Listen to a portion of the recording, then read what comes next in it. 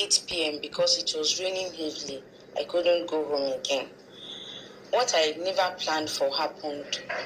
We made love in the night. It was never part of my plan and I regretted it, but it was not easy for me to say no because while I was in my marriage, my husband does not last in bed. It doesn't satisfy me, but I was trying to endure the whole process because of what I was gaining from him, my school, and the financial aspects that he rendered to me. But then that day, I could not resist the urge because I have been starved. So we made love and we continued doing it several times. You and your bestie? Yes. In school? Yes.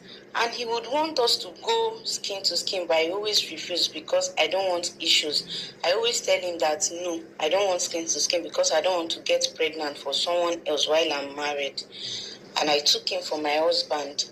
When I took him for my husband, the urge increased because I am somebody that I like so much.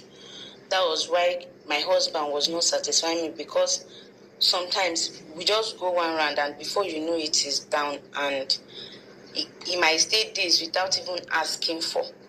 So the urge for increased while I was pregnant and I do visit him. Then I was done with school.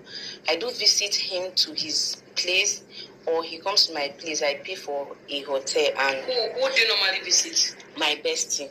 Okay, that your same bestie in school? In school, you yeah. You continued chatting after school? Yes. We're chatting and sometimes I go to his place and he come to where we were staying and I will pay for a hotel. We lodge there and do whatever we want to do. I gave birth to my baby. I stayed in the labor room for over a week. I gave birth to my baby and my baby was not breathing for hours. After so much attempts from the doctors and nurses, I lost my baby. That was when I discovered that because all this while I never knew that in my husband's tradition, once you are married, you can't have outside marriage or anything. That was after I lost my baby, I discovered everything about his traditions, and then I cannot even stop what I was doing with my bestie again. After the first child, I had pregnancies 3 times and I lost the baby. Then my husband started calling me a witch. You know how men can be when it comes to their children. He was calling me a witch, different thing.